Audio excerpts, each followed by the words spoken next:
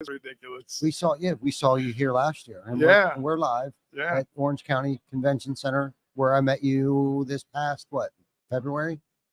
We were here. Yeah, I think I was on your show at Roofing Process, which was in February. Yeah, Dimitri's conference. Yeah. Okay. I think I saw you at RoofCon because you were set up. But I had my own booth. I had a lot going on. And I think that you had so many guests. You were really long. I mean, you had a bunch of people back to back. Yeah. And I think we just agreed that we'd catch up later. Yeah. And we did. And we did. And now we're catching up again. And I'm glad you did. Thank you I'm sorry your wife's pissed off at you. She's not, listen, she's just, when there's babies napping and sleep schedules, because then we're driving 2.5 hours to go to Ponte Vedra Beach tonight. And she's just trying to say, like, oh, are we going now? Are we going to go at 7 when the baby's really asleep? But then you got to wake the baby back up and try to put her back down.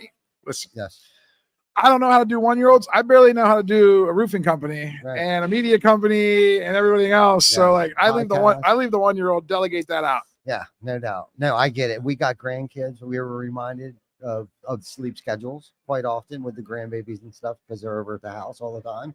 But no, thank you for carving out enough time to come here and being patient, because like you said, I know I promised you to come on the show yesterday, and then here you were today, and you hung out longer to do it before you left. So it's all good. Thank you to you, and thank you to your wife. So what's been going on in the world of Benny Fisher?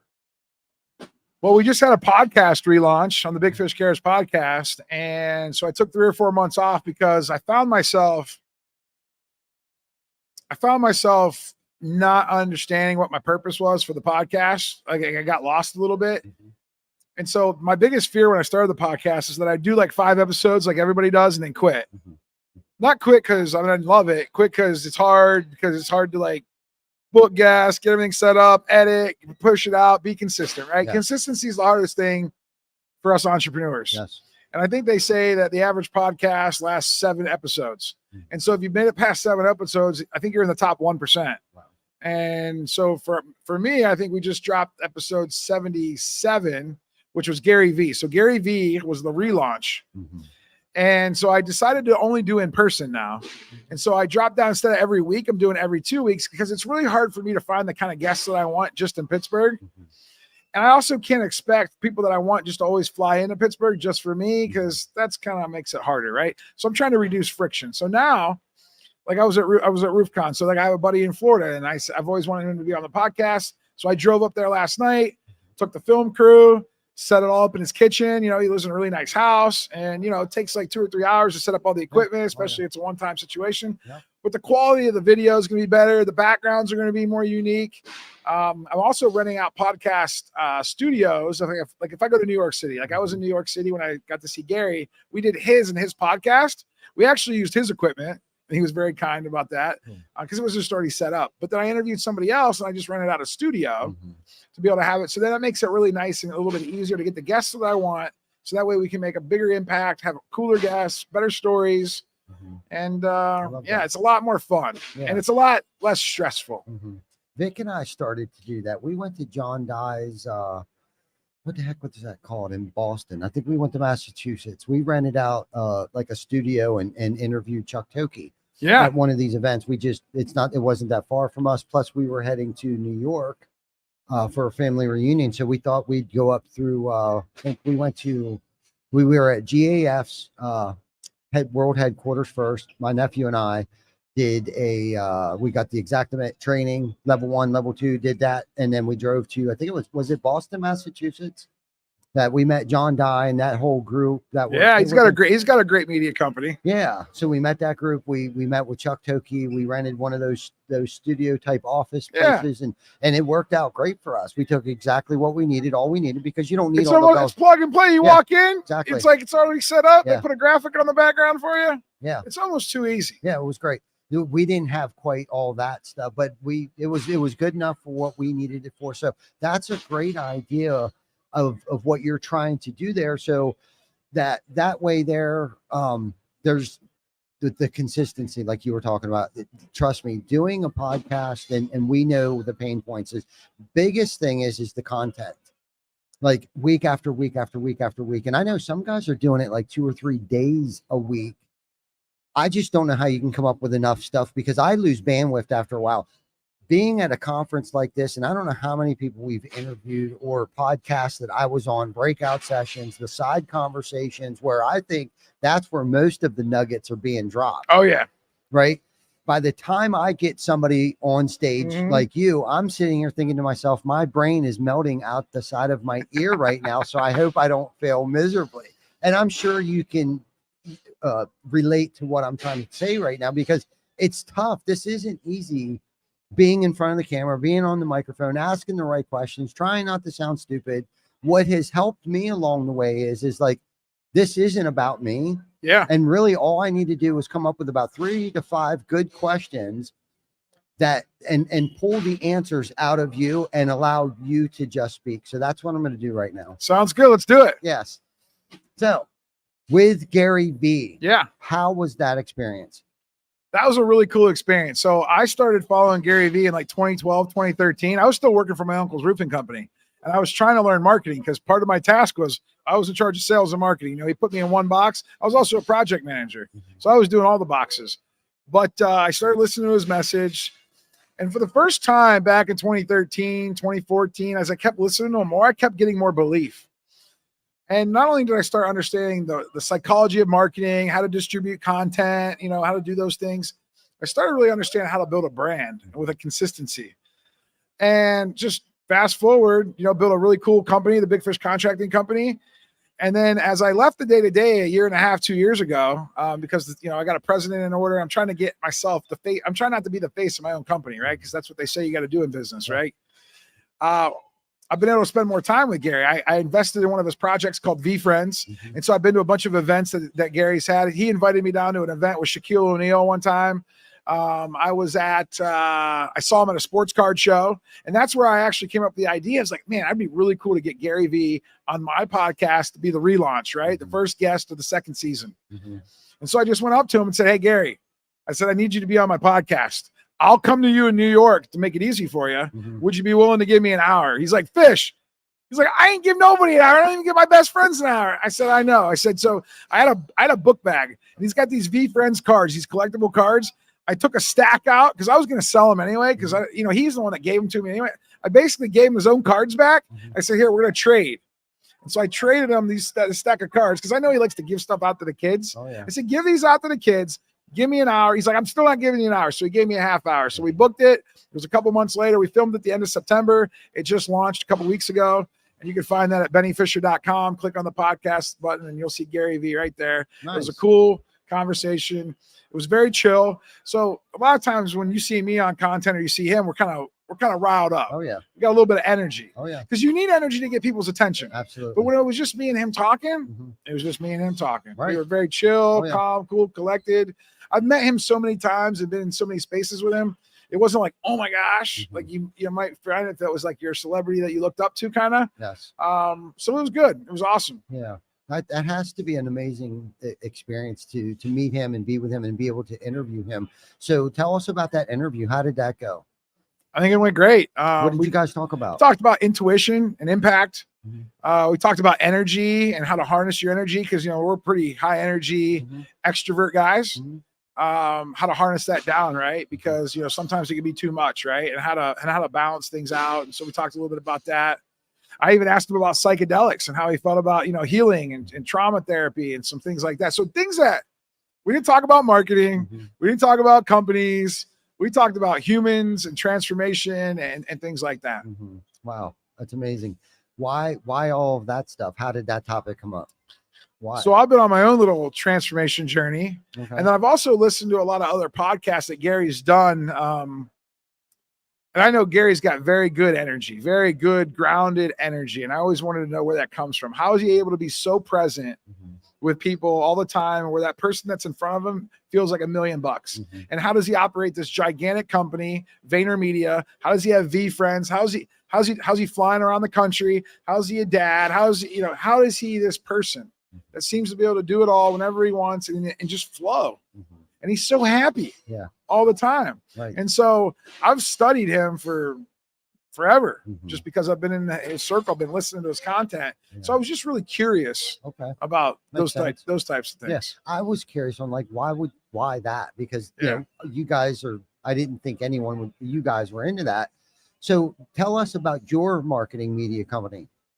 What's going on with that, and how did that get started, and where do you think it's going to go, or what are you trying to do with it? Well, so I've always had a video guy at the roofing company, Mhm. probably since 2018, 19. Mhm. Because Gary Vee always had a camera guy for him. Now I could never afford a guy full time. Yeah. Plus, I was like, what's he gonna do? Like film me going to the bathroom? Like, so I didn't have 24/7, didn't need it. Yeah.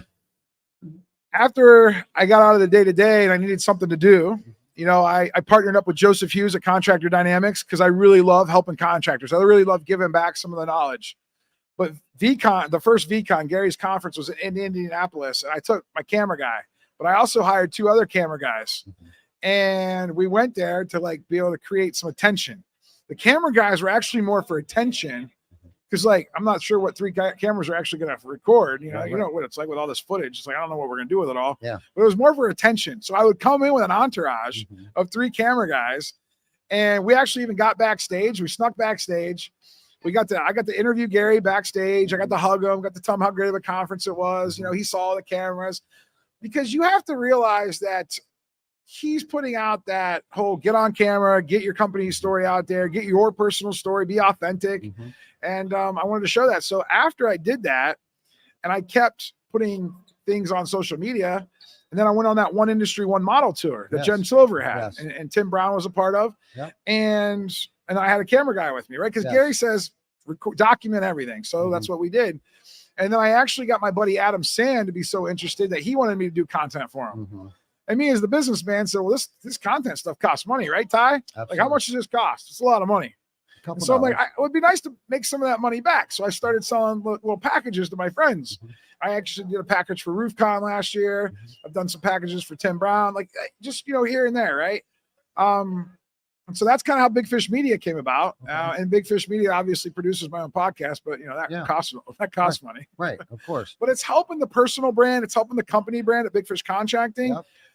Everything's kind of helping, kind of a culmination of my life's work. It complements all of it. Yeah. It flows well. Okay, so tell us about Joseph Hughes and everything that you're doing over at Contractor Dynamics. Yeah, so that's been really fun. So I met Joseph at 2021 at a retreat, and it was kind of like one of those kumbaya retreats where they sell you that we're going for sales training, but we really go there for life training and to get ourselves right.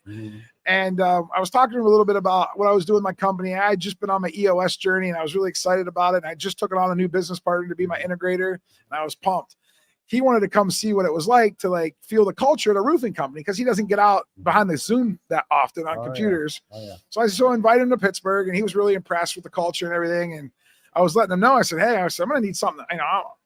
I've got the podcast going. I said, but I'm looking forward to doing something. He was asking me, he's like, hey, my contractors that I'm training on marketing, they need help in sales, operations, leadership, finance, management, all things life, business. Like, you're someone that they'll look up to because you're living a life by design.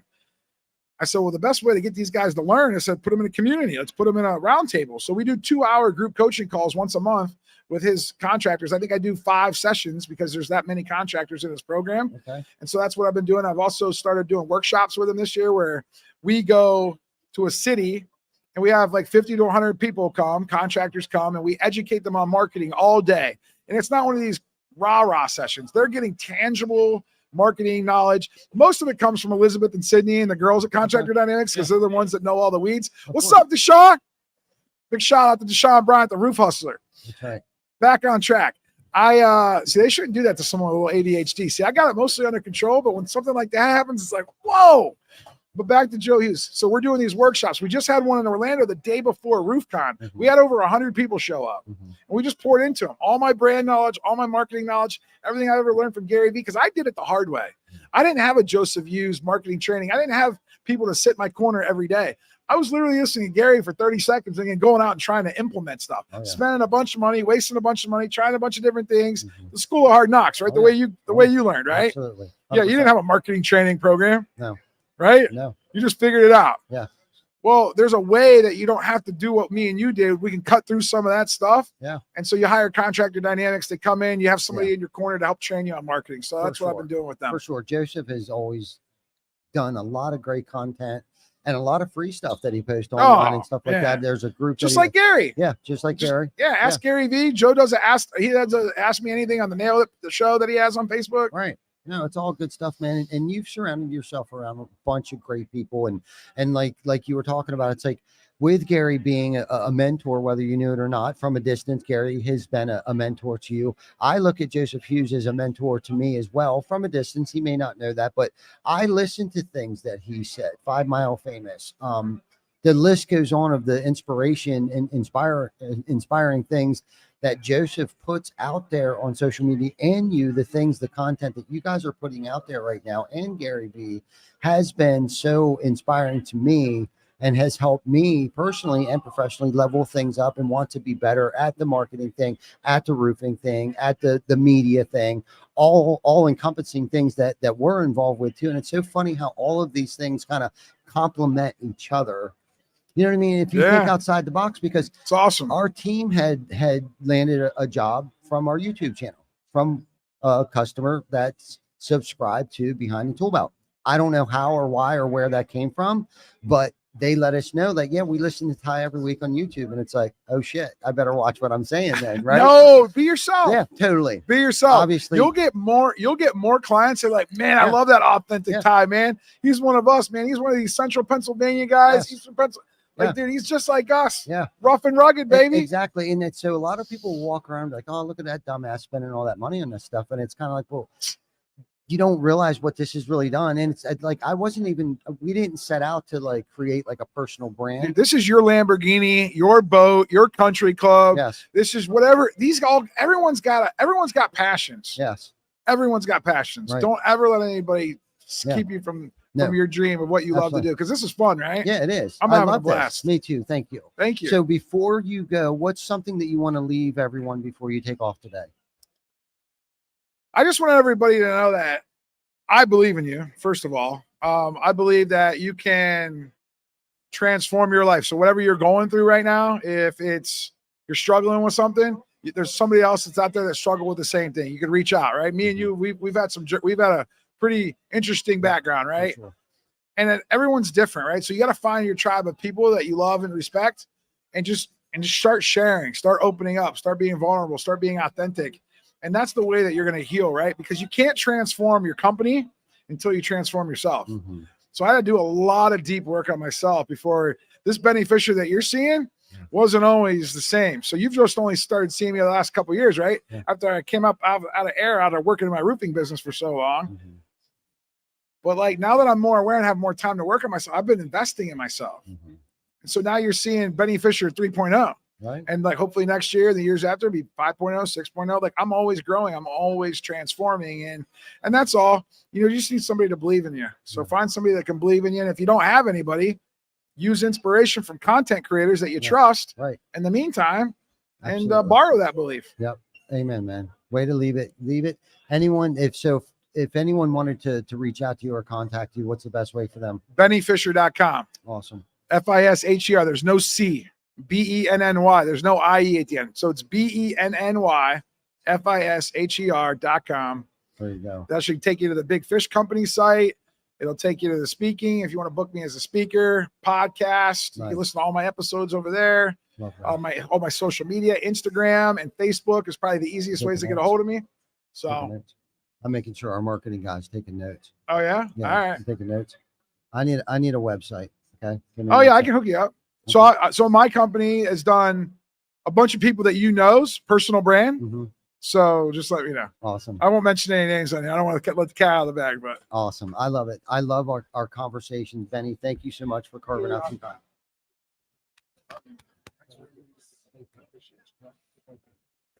Awesome. Thank you guys for tuning in, and we will see you again probably about 10 minutes. Thank you.